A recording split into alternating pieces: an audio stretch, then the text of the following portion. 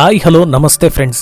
ಕರ್ನಾಟಕದಲ್ಲಿ ಕಾಂಗ್ರೆಸ್ ಸರ್ಕಾರ ಅಧಿಕಾರಕ್ಕೆ ಬಂದಾಗಿನಿಂದ ಗ್ಯಾರಂಟಿ ಯೋಜನೆಗಳು ಜಾರಿಯಲ್ಲಿವೆ ಅನ್ನೋದನ್ನ ನೋಡ್ತಾ ಇದ್ದೀವಿ. 5 ಗ್ಯಾರಂಟಿ ಯೋಜನೆಗಳನ್ನ ಚುನಾವಣೆಗೂ ಮುನ್ನ ಘೋಷಣೆ ಮಾಡಿದ್ರು. ಗೆದ್ದ ಬಳಿಕ ಅದರ ಅನುಷ್ಠಾನ ಕೂಡ ಆಗಿದೆ. ಆದರೆ ಕಳೆದ 1 ವರ್ಷದಿಂದ ಗೃಹಲಕ್ಷ್ಮಿ ಹಣ ಸಮಯಕ್ಕೆ ಸರಿಯಾಗಿ ಎಲ್ಲರ ಅಕೌಂಟ್ಗೆ ಬರ್ತಾ ಇಲ್ಲ ಅನ್ನೋ ಕಂಪ್ಲೇಂಟ್ ಬರ್ತಾ ಇರೋದನ್ನ ಜನರು ನೋಡ್ತಾ ಇದ್ದಾರೆ. ಇದು ಗ್ಯಾರಂಟಿಗಳಿಂದ ಸರ್ಕಾರಕ್ಕೆ ಆರ್ಥಿಕ ಸಮಸ್ಯೆ ಆಗ್ತಾ ಇದೆ, ಆದ್ರಿಂದ ಕೊಡೋದಕ್ಕೆ ಫಂಡ್ ಇಲ್ಲ ಅನ್ನೋ ರೀತಿಯ ಚರ್ಚೆಗಳಿಗೆ ದಾರಿ ಮಾಡಿಕೊಟ್ಟಿತು. ಬೇರೆ ಬೇರೆ ಅಭಿವೃದ್ಧಿ ಯೋಜನೆಗಳಿಗೆ ಸಮಸ್ಯೆ ಆಗ್ತಾ ಇರೋದ್ರಿಂದ ಗ್ಯಾರಂಟಿ ಕೊಡೋದಕ್ಕೆ ಸಾಧ್ಯವಿಲ್ಲ, ನಿಲ್ಲಿಸಿ ಬಿಡ್ತಾರಾ ಅನ್ನೋ ಚರ್ಚೆಗೂ ಕೂಡ ಇದು ದಾರಿ ಮಾಡಿಕೊಟ್ಟಿತು. ಆದರೆ ಈಗ ಡಿಸಿಎಂ ಡಿಕೆ ಶಿವಕುಮಾರ್ ಗ್ಯಾರಂಟಿ ಯೋಜನೆ ಕುರಿತಂತೆ ಒಂದಷ್ಟು ಮಾಹಿತಿಗಳನ್ನ ನೀಡಿದ್ದಾರೆ. ಇದು ಕೆಲವರಿಗೆ ಖುಷಿ ತರ್ತಾ ಇದ್ರೆ ಇನ್ನು ಕೆಲವರ ಅಸಮಾಧಾನಕ್ಕೆ ಕಾರಣವಾಗ್ತಾ ಇದೆ. ಮೊದಲಿಗೆ ಡಿಸಿಎಂ ಡಿಕೆ ಶಿವಕುಮಾರ್ ಹೇಳಿದ್ದೇನೋ ಅನ್ನೋದನ್ನ ಹೇಳ್ತೀನಿ. ಸಿರಿವಂತರು ಗ್ಯಾರಂಟಿ ಯೋಜನೆಗಳ ಫಲಾನುಭವದಿಂದ ಹೊರಬರಲಿ ಅಂತ ಒಂದಷ್ಟು ಸಚಿವರು ಹೇಳ್ತಾ ಇರೋ ಬಗ್ಗೆ ಕೇಳಿದಾಗ ಒಂದಷ್ಟು ಸಿರಿವಂತರು ನಮಗೆ ಅವಶ್ಯಕತೆ ಇಲ್ಲ ಅಂತ ಹೇಳಿದ್ದಾರೆ. 200 ಯೂನಿಟ್ ಉಚಿತ ವಿದ್ಯುತ್ ಬಗ್ಗೆಯೂ ಹೇಳಿದ್ದಾರೆ. ಅದಕ್ಕೆ ನಾವು ಆ ಬಗ್ಗೆ ವಿಮರ್ಶೆ ಮಾಡ್ತಾ ಇದ್ದೀವಿ ಅಂತ ಹೇಳಿದ್ದಾರೆ.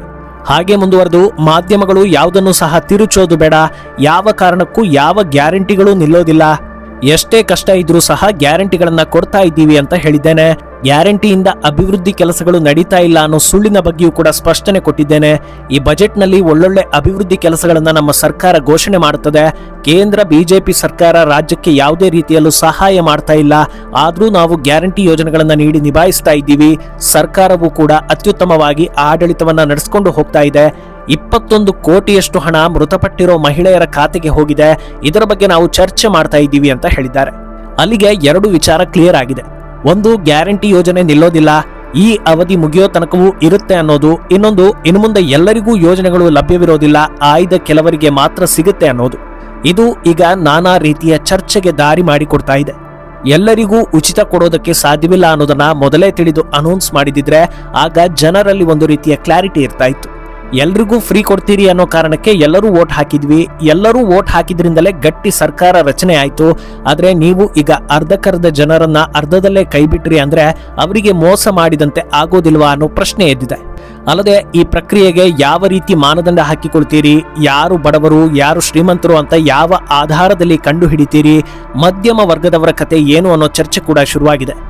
ಇನ್ನು ಇದೇ ವೇಳೆ ಹಳೆಯ ಚರ್ಚೆಯೊಂದು ಕೂಡ ಮುನ್ನೆಲೆಗೆ ಬಂದಿದೆ. ಈ ಕೆಲಸ ಮೊದಲೇ ಮಾಡಬೇಕಿತ್ತು.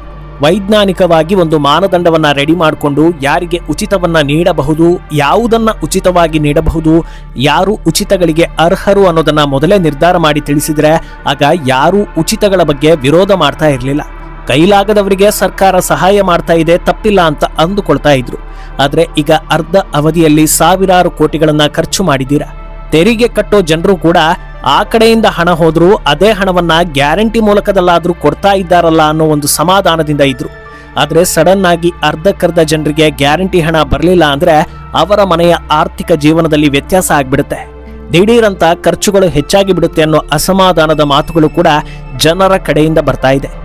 ಹಾಗಿದ್ರೆ ನಿಮ್ಮ ಪ್ರಕಾರ ಗ್ಯಾರಂಟಿ ಯೋಜನೆಗಳನ್ನ ನಿಲ್ಲಿಸಬೇಕಾ, ಮುಂದುವರಿಸಬೇಕಾ, ಎಲ್ಲರಿಗೂ ನೀಡಬೇಕಾ, ಅಥವಾ ಡಿಸಿಎಂ ಹೇಳಿರೋ ಹಾಗೆ ಶ್ರೀಮಂತರನ್ನ ಬಿಟ್ಟು ಉಳಿದವರಿಗೆ ಮಾತ್ರ ನೀಡಬೇಕಾ?